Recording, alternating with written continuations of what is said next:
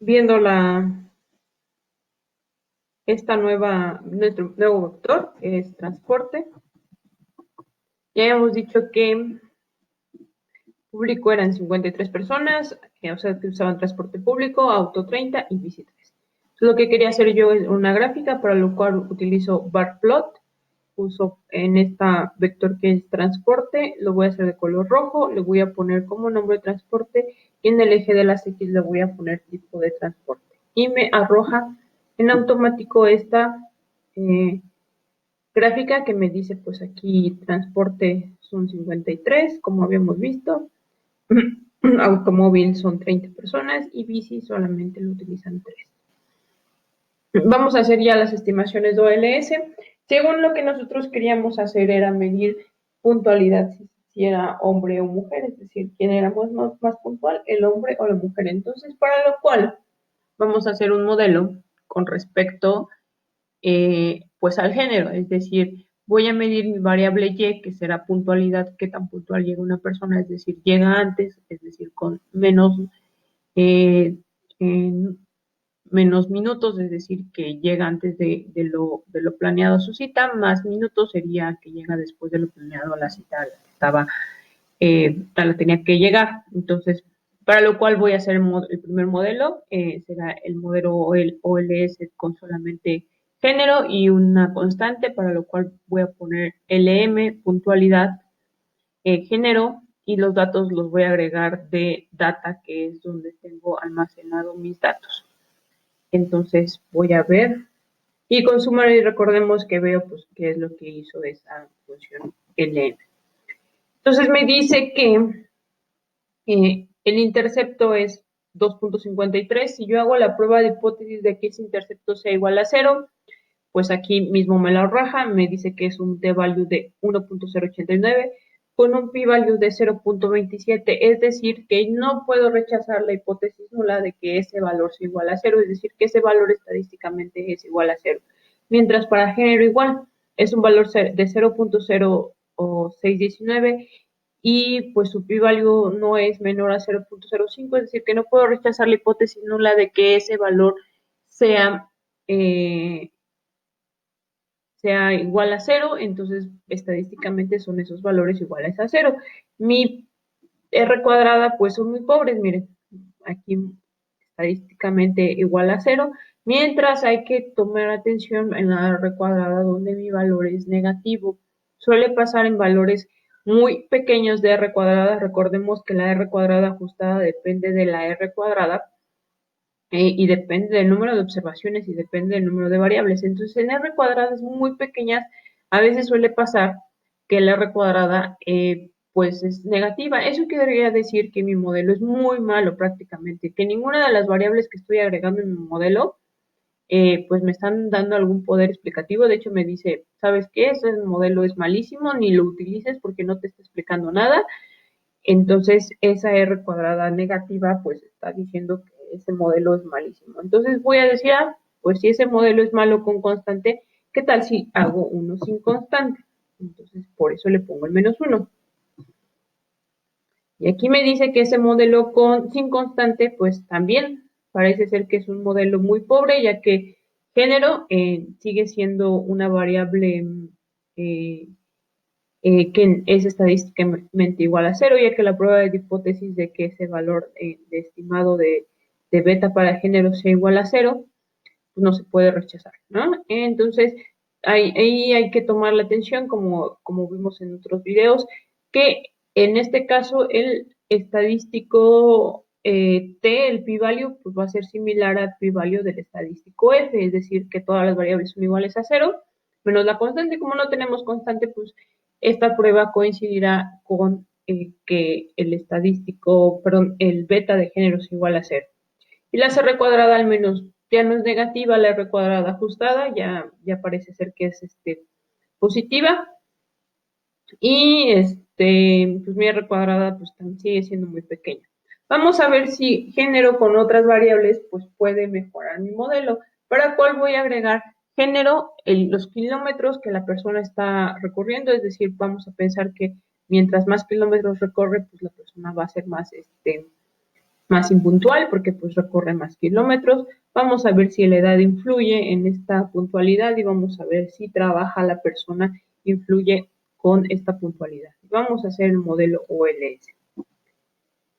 Entonces, mi modelo por lo menos ya tiene más variables explicativas más significativas.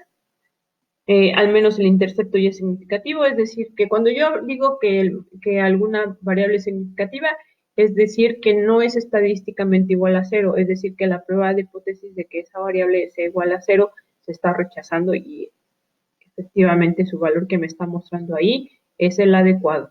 Entonces, por ejemplo, en intercepto ese valor ya es estadísticamente significativo, para género ya no es significativo, es decir, que aunque le estoy agregando más variables, esa variable pues sigue siendo muy pobre, no me está agregando nada a mi modelo, ya que estadísticamente es igual a cero.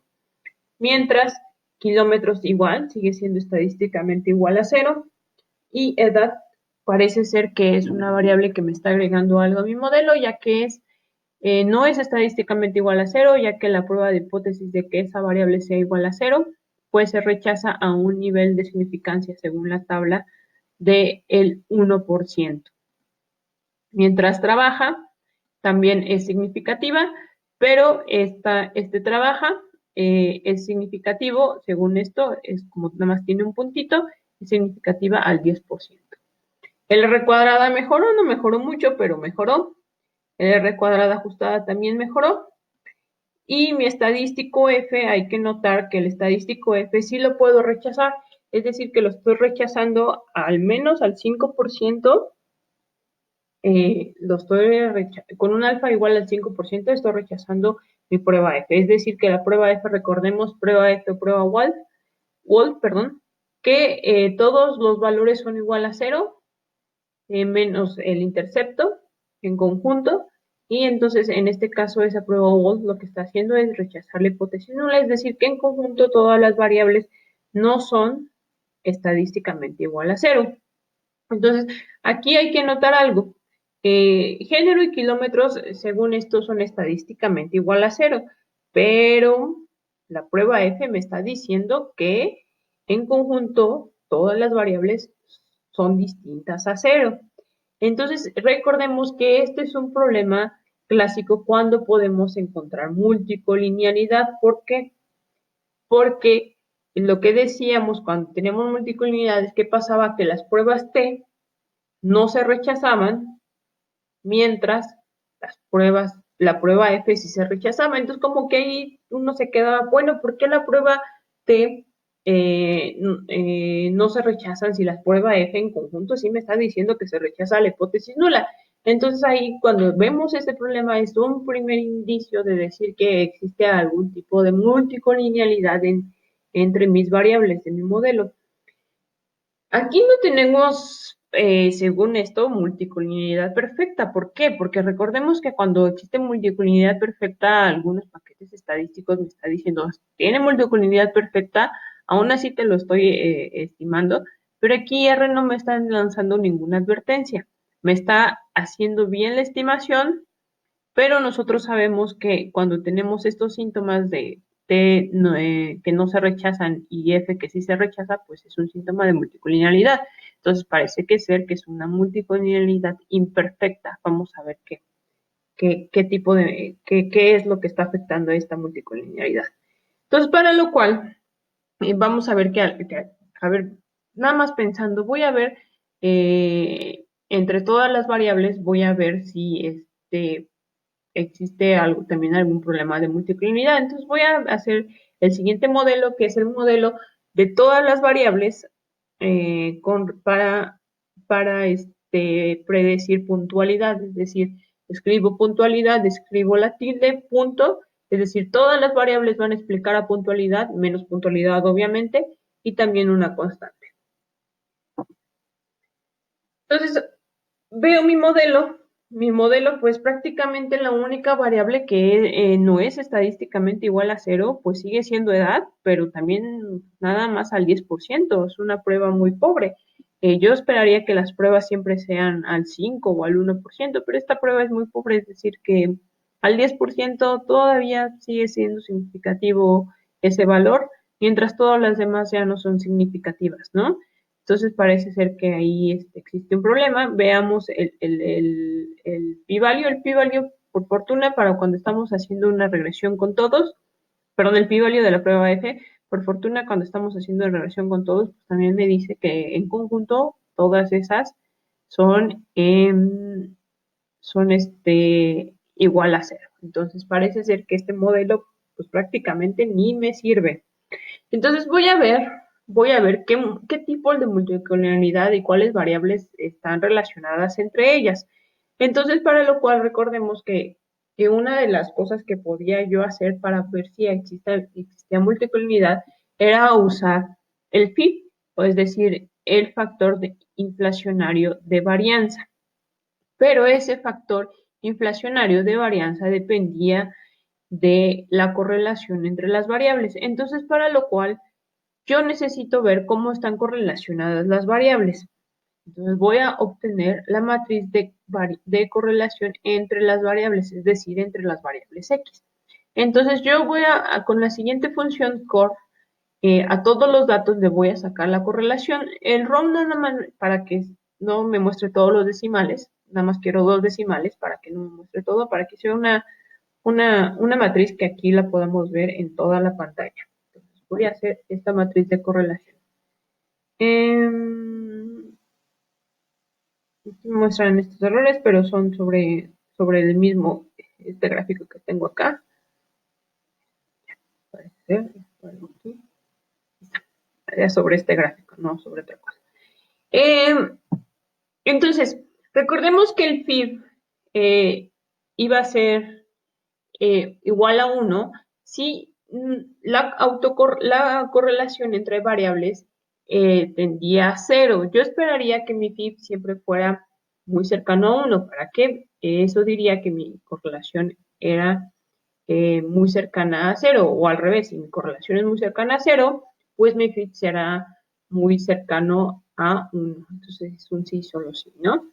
Mientras mi FIB será infinito, es decir, que pues mi factor inflacionario de varianza se va a infinito si mi correlación entre las variables es muy cercana a 1 o a -1. Entonces, vamos a ver con esta matriz de correlación qué correlaciones podrían ser muy cercanas a 1, -1 o a 0, ¿no? El primero, pues, es edad, con respecto a edad, pues esa obviamente tendría que ser igual a 1, porque si yo correlaciono edad con edad, pues este valor sería igual a 1. Veamos el siguiente. No es un valor muy cercano a 1, que es con transporte, automóvil. De estos, veamos cuál es el valor que es muy cercano a 1. Parece ser que el valor más grande es hijos, es decir, que la edad e hijos parece ser que existe un tipo de correlación, no tan fuerte, porque no es un valor muy cercano a 1, pero que existe algún tipo de correlación. Veamos el siguiente, transporte público. Transporte público con edad pues es una correlación de menos 0.36, mientras con ella misma obviamente es igual a 1. Mientras transporte público con automóvil es un valor ahora sí muy cercano a 1, a menos 1. Ya que tiene un valor de menos 0.91. Entonces parece ser que existe una correlación fuerte entre usar transporte público y automóvil. ¿Por qué será esto? Pues obviamente porque si la persona usa transporte público, pues es muy probable que no se esté moviendo a su lugar de destino en automóvil. Mientras si usa automóvil, obviamente no va a usar transporte público. Entonces, por eso estas variables están muy correlacionadas entre ellas.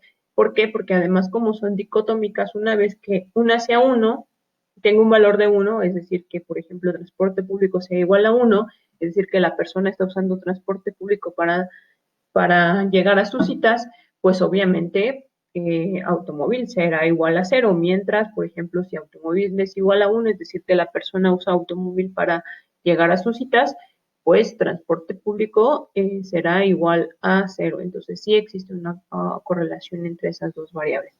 Los siguientes, pues parece ser que no existen tantas autocorrelaciones. Las demás, pues las correlaciones pues están muy cercanas al 0 en unos casos, pues ahí tenemos, por ejemplo, este punto 61 de edad con trabaja, que pues tampoco es muy cercana a uno. Tenemos aquí un punto 70, que es entre trabaja y estudia. Sería la misma lógica de transporte público y automóvil, ¿no? Si trabaja la persona, pues es muy improbable que estudie, ¿no? Y si estudia, será muy improbable que esté trabajando. ¿Por qué? Esto es por nuestra base que estamos utilizando, ya que pues la mayoría de ustedes pues son los que están contestando esta encuesta, entonces pues la mayoría de ustedes prácticamente se dedican pues a estudiar, ¿no? Entonces está muy marcado esto, las personas que les ayudaron a contestar su encuesta, esta encuesta, digamos sus papás, sus abuelos, sus tíos o personas mayores a ustedes que trabajan, obviamente muchos de ellos ya no estudian, entonces por eso es muy marcado esta diferencia, ¿no? Entre las personas que trabajan y estudian. Entonces, si una persona no estudia, pues es obvio que pues nada más tenía la otra opción de trabajar, ¿no? Y mientras una persona que estudia como ustedes, pues obviamente tenían como default que no trabajar. Entonces, por eso estas dos variables están correlacionadas, pues en sentido de que, pues ya como ahorita que lo estamos analizando, pues en sentido más de lógica, ¿no? De que, pues si una variable me está explicando algo, la otra variable pues, va a estar correlacionada porque no me está explicando eso que la primera me está explicando, ¿no? Entonces, en estas dos parece ser que existe una correlación muy marcada en transporte público y automóvil, eh, es decir, que ahí sí yo tendría un factor de inflacionario de variancia, es decir, un PIB muy cercano ahí, yéndose infinito, porque pues también esa correlación pues, también es muy cercana a uno, ¿no? Entonces parece ser que si yo hago un modelo con esas dos variables, obviamente, si yo hago un modelo con esas dos variables, existirá algún tipo de autocorrelación, de un tipo de multicolinealidad. Porque el modelo que estábamos haciendo acá, decíamos, este modelo que estoy agregando género, kilómetros, edad y trabaja, pues también parecía ser que tenía algún tipo de multicolumnidad. Veamos por qué. Por ejemplo, lo que decíamos aquí, este, edad con estudia, perdón, estaba pensando que teníamos edad con estudia, pues parece ser ahí una correlación no tan alta, pero sí un poco ahí llamativa, ¿no? Un punto 61. Entonces, como decíamos en multicolinialidad imperfecta, pues existe como cierto grado de multicolinialidad entre ellos, ¿no? Esto lo podríamos ver ya más específico, pues cuando tengamos, por ejemplo, el índice de condición o el número de condición de estos capas, que algunos de ustedes ya los programaron, y pues pues ahí sí nos daría un poco más de idea de qué está pasando, pero aquí parece ser que sí existe un tipo de multidisciplinaridad muy marcada en transporte público y automóvil, no tan marcada, por ejemplo, en edad y trabaja, pero sí me está afectando en mi modelo. Ya vimos que el modelo me decía que pues dos variables no eran significativas, mientras mi prueba F me estaba diciendo, ¿sabes qué? No todas las variables en conjunto son iguales a cero, ¿no? Ahí digo, bueno, tengo algún tipo de multicolinialidad, sí, y con cuál existe alguna relación, y ya que estamos viendo nuestra matriz de varianza covarianza, lo que me está diciendo es que por lo menos en ese modelo, edad y trabaja, pues tenían ahí una correlación un poco alta, ¿no? Pero un poco alta, perdón.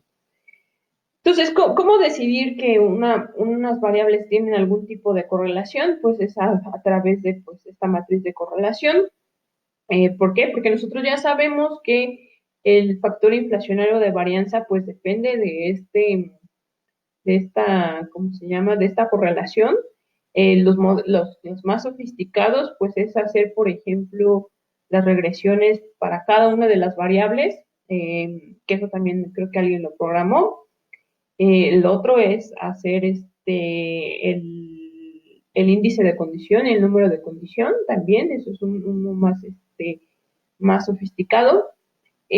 Algunos paquetes estadísticos por default lo sacan, por desgracia R hay que utilizar otras librerías. Ahorita lo único que quiero que quede claro es que con la correlación y con, por ejemplo, el estadístico T y el estadístico F, ya nos damos un poco de idea de que sí existe multicolinialidad entre las variables.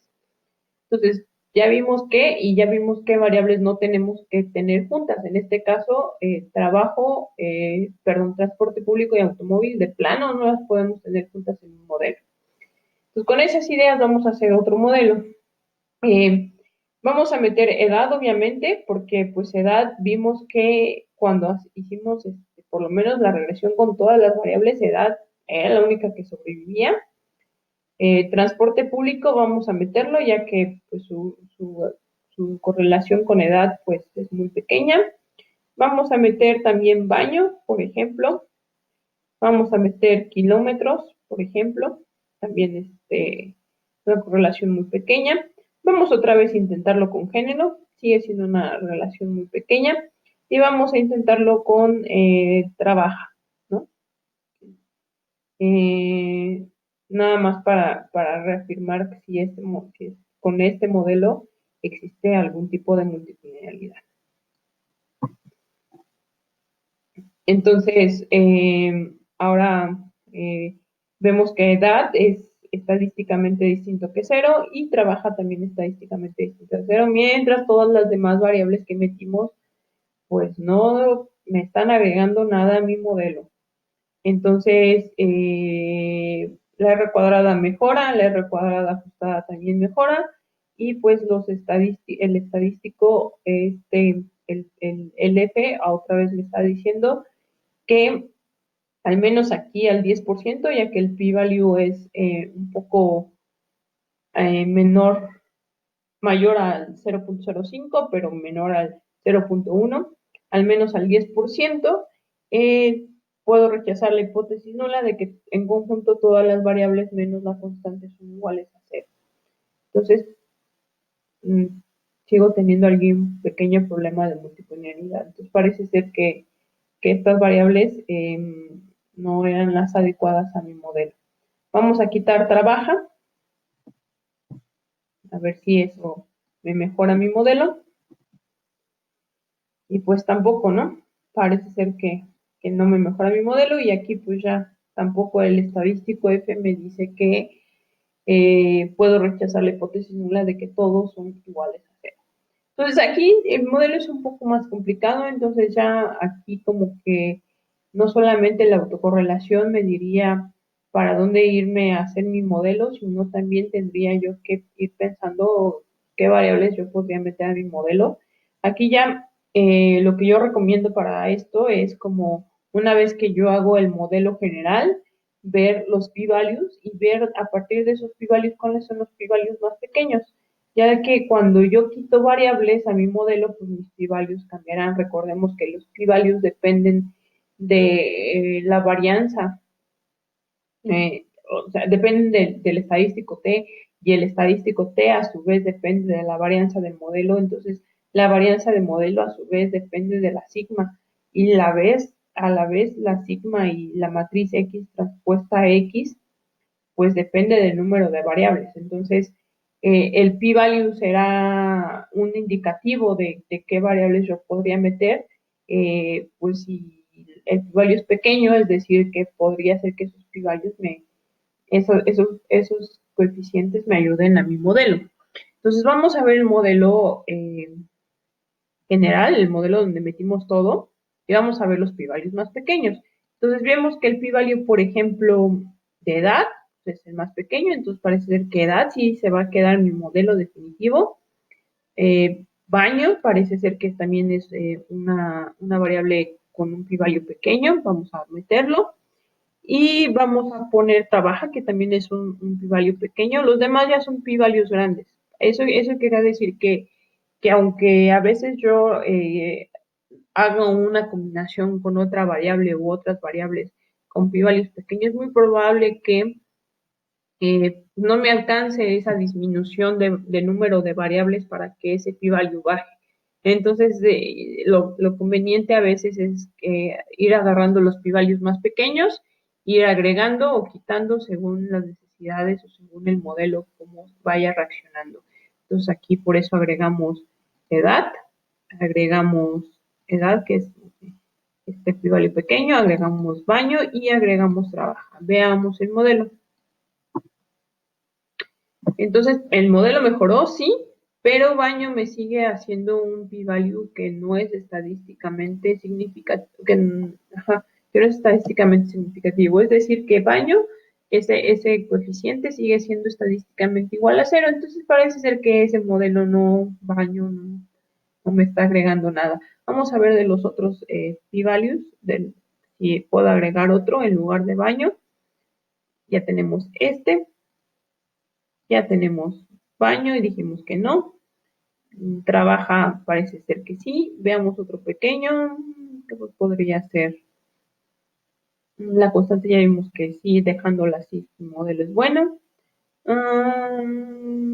Pues el siguiente, más pequeño, es kilómetros. Veamos. Kilómetros.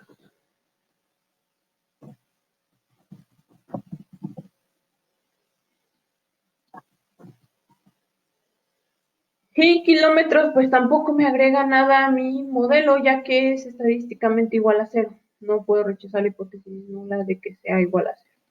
Entonces parece ser que si yo quito esa variable, veamos cómo va a reaccionar mi modelo.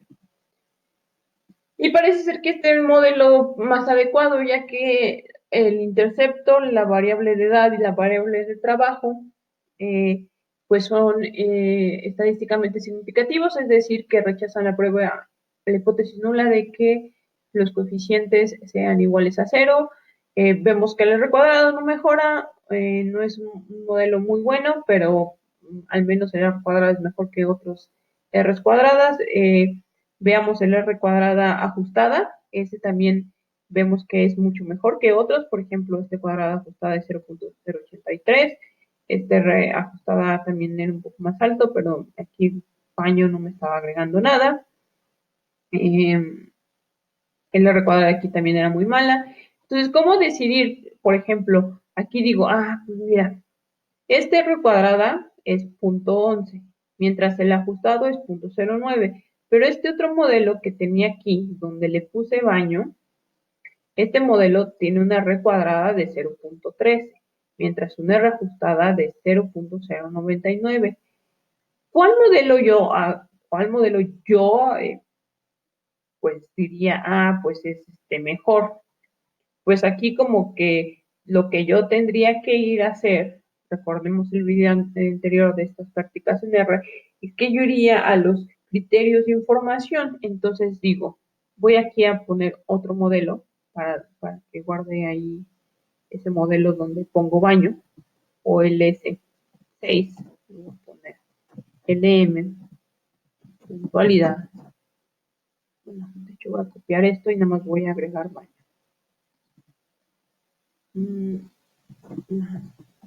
Baño.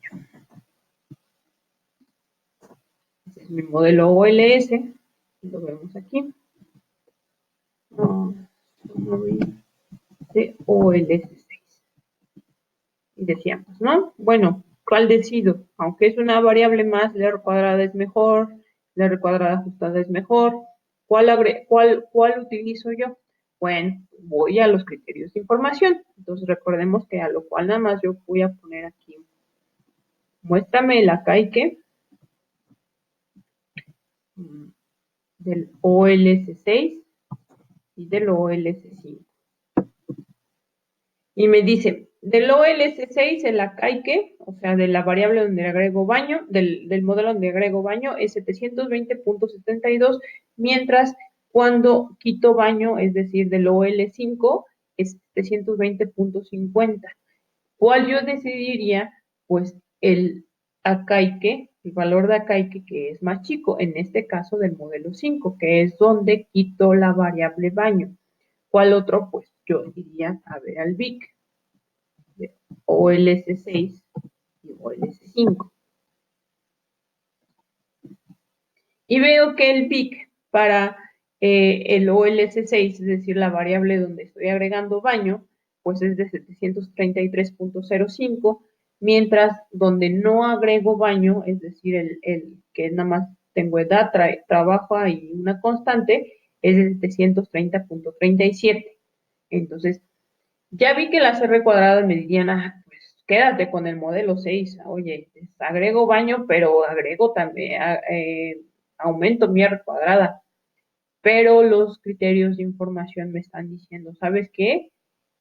Sí, está bien que tengas una R cuadrada más grande, pero eso no te está agregando nada al modelo, ya que el criterio de información te está diciendo que es mejor un modelo más austero. A este tipo de criterios se le llama parsimonía, es decir, menos variables tienen que explicar mejor a la variable Y, a la variable explicada. Es decir, es mejor tener menos variables que expliquen a la variable Y que más variables que expliquen a la variable Y. A ese término se le llama parsimonía. Entonces, los criterios de información es eso lo que hacen. Te muestran cuál es el modelo más parsimonioso. En este caso es el modelo 5. Entonces, ya tengo mi modelo prácticamente yo lo llamo así, el modelo estrella. El modelo estrella es el modelo 5 donde nada más tengo edad y trabajo. Veamos, ya con este modelo, ya a simple vista no tengo problemas de multicolinialidad. ¿Por qué? Porque los estadísticos T se rechazan, está bien, mientras la prueba F o prueba UAL también se rechaza. Entonces parece ser que a simple vista no tengo multicolinialidad. También vimos que en la matriz de correlación, la variable edad y la variable trabaja, pues tenía una correlación alta, pero no tan alta, cercana a una, ¿no? A uno, perdón. Nosotros sabemos que un número cercano a uno pues, es un número más grande, ¿no? Entonces aquí existía como una diferencia ahí significativa. Entonces, ya con eso ya estoy prácticamente con un modelo relativamente bueno. No es el mejor modelo porque mi R cuadrada no es una R cuadrada muy grande, pero pues es un modelo prácticamente bueno. Vamos a ver qué interpretación tiene este modelo. Entonces dice el intercepto es 17, la edad es menos 0.63 y trabaja es 7.49. Supongamos que tenemos un individuo. Mi individuo tiene una edad de 30 y trabaja. Entonces, para lo cual mm, yo podría, pues aquí, hacer la relación entre sumar esto más esto por 30 más esto por 1, ¿no? Entonces, pues tendría OLS5, coeficientes, quiero el coeficiente 5. De hecho, podría coeficientes. Y esto,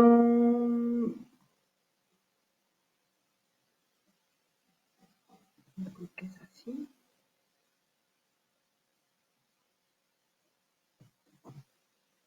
Multiplicar por 1, 30.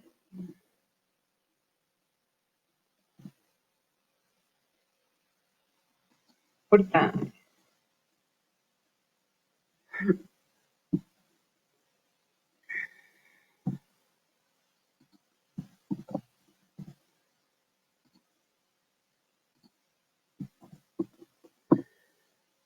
está.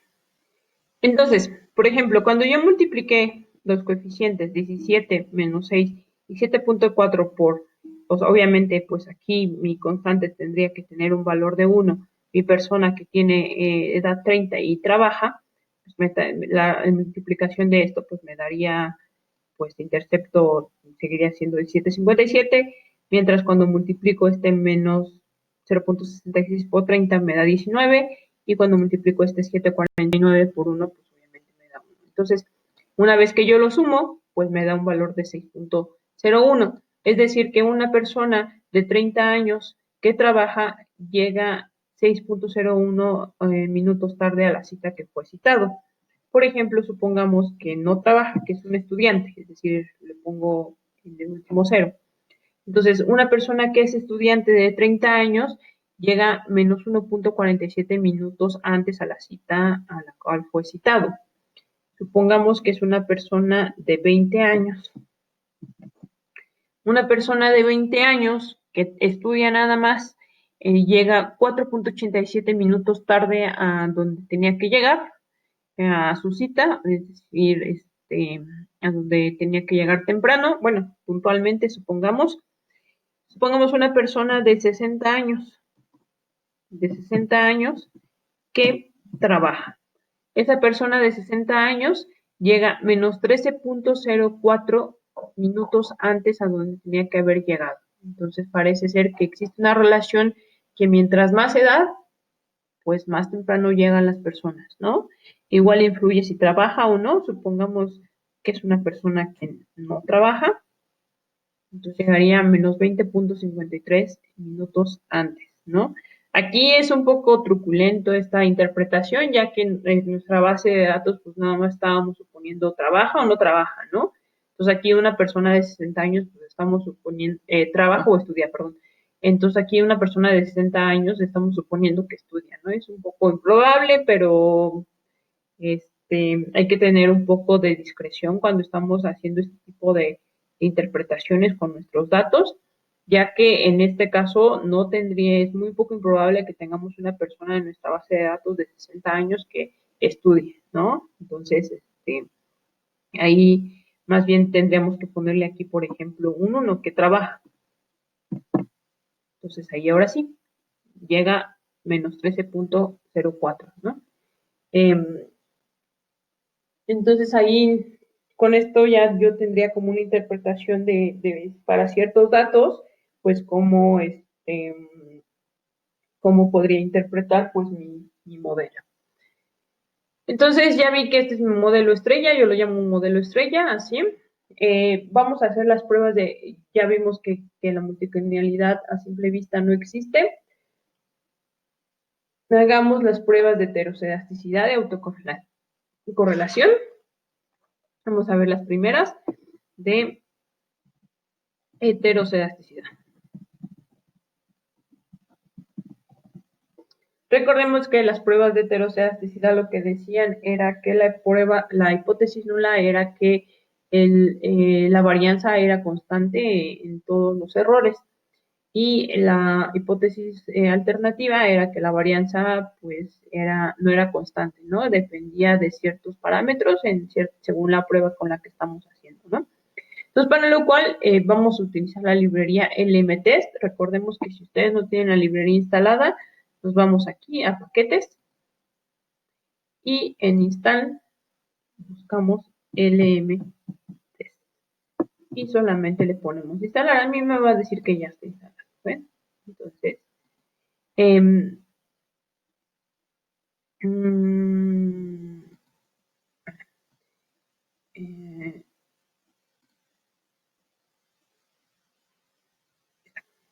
yo ya lo tengo instalado, el LMTest.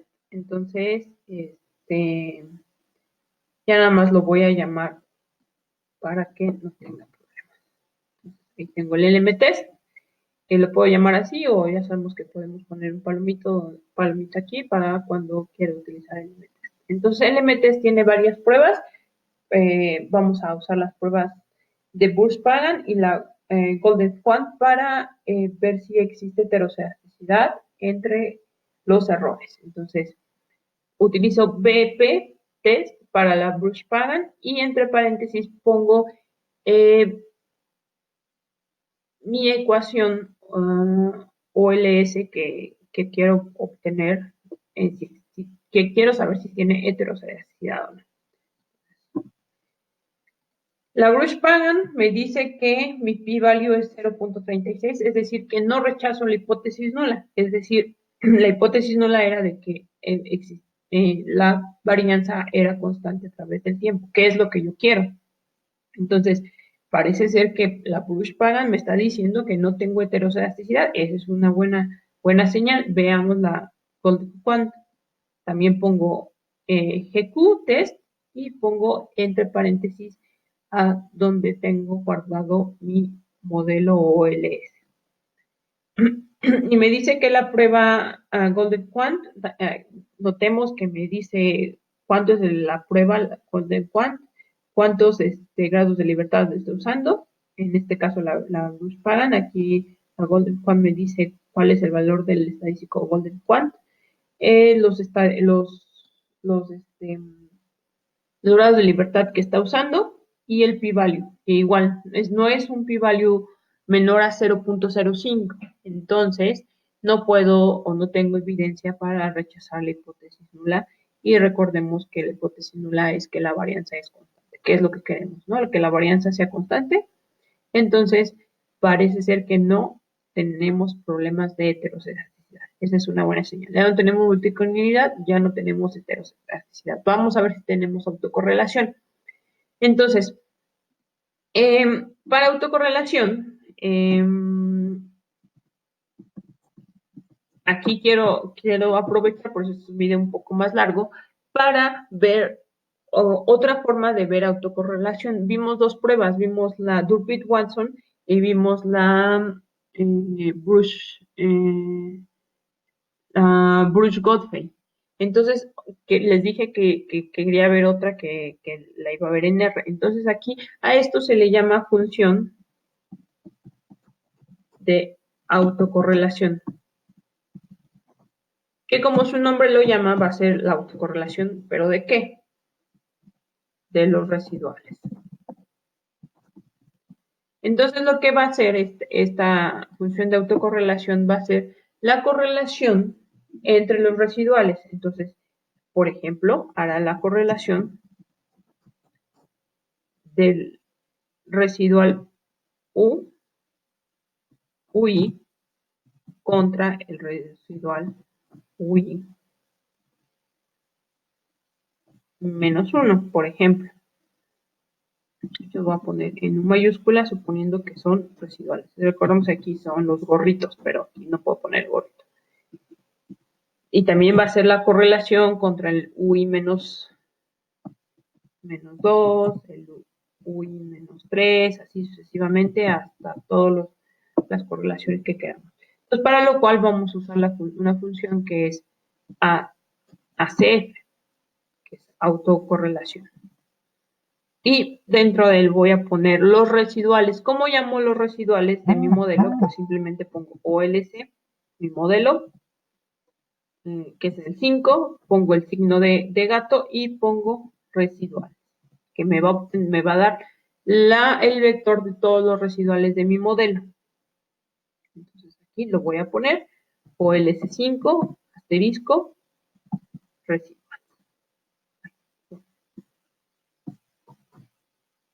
Residual. Y le doy control.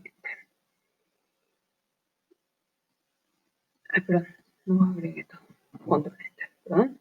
Y me va a hacer esta gráfica. Esta gráfica se lee de la siguiente manera. Como es autocorrelación, cuando yo estoy en cero, perdón, cuando, a ver, perdón, en el eje de las X me va a decir cuántos retardos estoy haciendo. Por ejemplo, cuántos UI menos que lo estoy comparando. Por ejemplo, en este caso estoy comparando el UI con el UI menos 5. Aquí en este caso estoy comparando el UI con el UI menos 10. En este caso estoy comparando el UI con el UI menos 15. En este caso, pues estoy comparando el UI contra el UI menos 0, es decir, el UI contra el UI. Es decir, que recordemos que para eso la correlación, pues obviamente será igual a 1, mientras todos los demás son las correlaciones con respecto a los otros retardos. Entonces, por ejemplo, lo que yo necesito ver es que estas barritas que están aquí están afuera de esta línea azul. Excepción de este 0, siempre va esta línea primera, siempre va a estar aquí en 1. ¿Por qué? Porque volvemos a lo mismo. Es la correlación con UI con respecto a UI. Entonces, pues como es UI con respecto a UI, pues obviamente va a ser 1. Entonces, si alguna de estas barritas está fuera de de esta línea, yo diría, parece ser que tengo un problema de autocorrelación. Si ninguna está fuera de esta línea, yo diría, pues, a simple vista no tengo problemas de autocorrelación. Pero aquí parece ser que tengo un problema de autocorrelación. Ahí parece ser que en el igual, bueno, aquí en el retardos igual a menos 4, a 4, es decir, aquí está el 5, aquí está el 4, en UI menos 4 con respecto a UI, parece ser que tengo ahí un poquito afuera, ¿no? O sea, ahí cuando tengo como dudas de si está afuera o no está afuera o está un poquitito afuera, pues es muy conveniente irme a los estadísticos. Es muy conveniente casi siempre, esto es, como les dije, esto de autocorrelación, estas pruebas de autocorrelación son más basadas para series de tiempo, pero pues yo cuando hago series de tiempo, lo conveniente es ver esta gráfica y también hacer las pruebas. Entonces, la prueba, la principal es la Durbit-Watson. Vamos a ver si la Durbit-Watson me dice que existe autocorrelación o no. Recordemos que la Durbit-Watson siempre, cuando no existe autocorrelación, es decir, eh, no hay autocorrelación entre los residuales, espero que mi valor sea muy cercano a 2. Aquí el Durbit-Watson, que es este estadístico, parece ser que es muy cercano a 2. Entonces parece ser que no existe autocorrelación. Si es muy cercano a 0 o es muy cercano a 4, pues dijimos que existe correlación negativa de -1 y correlación positiva de igual a 1, ¿no? Entonces vamos a ver la otra prueba, a ver si también dice que no existe autocorrelación. La siguiente es la Bruce-Godfrey. Veo, y la prueba de Bruce-Godfrey, que recordemos que era una prueba a un orden de 1, es decir, que era autocorrelación de UI con UI menos 1, pues parece ser que no rechazó la hipótesis nula, que la hipótesis nula era para la Durbit-Watson y la Bruce-Godfrey es que no existía autocorrelación en los residuales. Entonces, aunque ese puntito ahí, aquí, que teníamos, este se ve muy cercano, se ve a un poquito afuera de esta línea azul, yo diría, pues parece ser que existe autocorrelación, pues parece ser que no. Las pruebas Durbin-Watson y la Bruce Godfrey me está diciendo que no existe autocorrelación entre los residuales. Entonces ya parece ser que este modelo, por eso los llamo a veces modelo estrella, porque pues es el mejor modelo de mis datos que tengo, o sea, de lo que tengo, mis datos es el mejor modelo. Todas las variables, los coeficientes son estadísticamente significativos. La prueba F parece ser que no me está mostrando que existe multicolonialidad. Recordemos que para también ver multicolonialidad, pues necesitaría sacar el número de condición o hacer las pruebas de estas regresiones auxiliares. Esas son cosas que ya algunos de ustedes los hizo. Sí existen paquetes, pero aquí lo principal que quería que vieran es que con la correlación, con esta matriz de correlación, podría darme una idea si existe o no existe algún tipo de multicolinialidad imperfecta, porque perfecta ya es que ni siquiera puedo hacer el modelo, entre las variables explicativas, las variables X. Ya resolvimos ese problema. Vimos que no existe heteroscedasticidad, no existe tampoco autocorrelación. Vimos las pruebas que vimos teóricas y vimos que pues aquí con esta librería LM-Test pues las puedo hacer y como yo ya sé, o más bien ustedes ya saben por lo que vieron de los videos anteriores, ustedes ya saben cuál es la hipótesis nula y cuál es la hipótesis alternativa, entonces cuando vean una de estas y digan es un Durbit test, bueno, si es un valor cercano a 2, pues no existe autocorrelación, ¿no?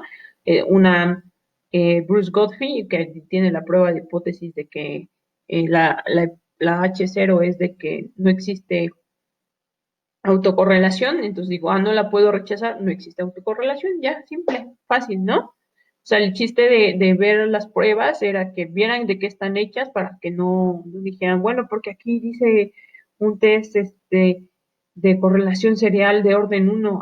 ¿Por qué será eso? ¿Por qué? Porque la prueba Bruce Goldfield, recordemos que era una prueba sobre una relación de UI con respecto a UI menos uno. Entonces, por eso es de orden uno, UI menos uno. Y pues ya como leerlo, pues aquí ya tenemos el estadístico LM, que era el que salía a través de esta Bruce Goldfield, y mi valor P, pues me dice, no se puede rechazar la hipótesis nula, ¿no? También el Durbit-Watson, pues aquí no simplemente vimos el valor p-value, donde no se rechaza la hipótesis nula, sino también vimos el valor Durbit-Watson y dije, bueno, es un valor cercano a 2, no existe autocorrelación. Eh, Y, por ejemplo, la otra, la, la, la Golden Quant, por ejemplo, pues igual, ¿no? O sea, ya sé cuál es el valor Golden Quant, ya sé que esa prueba tiene dos grados de libertad, y pues ya vi el p-value y dije, no puedo rechazar la hipótesis nula de homozedaticidad, ¿no? Entonces ya aquí más bien la idea con la teoría era pues que hiciéramos un poco el match, con esto último hicimos el match, por eso el video es un poco más largo, para que ya se redondeara ya todo lo que hemos visto. Nos faltaron unos temitas, pero pues fue por toda esta premura de la contingencia que de rápido hace prácticamente 3 meses nos cortaron toda la inspiración que llevábamos ahí en clase, ahí en la facultad. Muchos de ustedes pues siguen aquí, entonces por eso quise terminar esto para que vieran la utilidad de toda la econometría, eh, y la perspectiva que se puede hacer pues con la econometría, ¿no? Y para qué me sirve, porque estamos viendo tanta teoría, pues para esto, ¿no? Para que no cayera de sorpresa que cuando ustedes hicieran algún modelo, a lo mejor no un modelo simple como estos, que pues nada más es una relación lineal, es decir, pues una combinación lineal de una variable con respecto a otras, a lo mejor un modelo más sofisticado de estos modelos nuevos de Machine Learning, de Data Science, que ya utilizan árboles, utilizan breeds, utilizan modelos más sofisticados como redes neuronales, muchos de esos se basan en esta teoría, ¿no? Entonces, si ya ustedes están haciendo eso, que al menos tengan en mente de que algunas de las pruebas que se utilizan allá, pues también son basadas en estas pruebas de series de tiempo y de econometría, más de econometría, ¿no? Recordemos que la econometría fue la que primero surgió, después surgió series de tiempo y ahora ha surgido como combinación de modelos matemáticos más complicados y de la econometría han surgido los modelos de Machine Learning y de Data Science. Entonces, por eso la lata de estar un poco con la teoría, pero lo quería redondear con este último video, que es el video de un poco ya la explicación de qué, dónde lo veo, ¿no? Ya vi la teoría, pero ya en la práctica, ¿dónde está, no? Aquí es un modelo ya un poco más sofisticado. No fue el mejor modelo porque nuestros datos no nos dieron para más, desgraciadamente, pero es un modelo que no tiene heteroscedasticidad, no tiene multilinealidad y no tiene autocorrelación. Entonces, con eso terminaríamos ya, nada más para esperar el martes su último examen y estén pendientes para una última ocasión que estaremos en contacto con ustedes para sus calificaciones. Entonces, aquí termino. Gracias.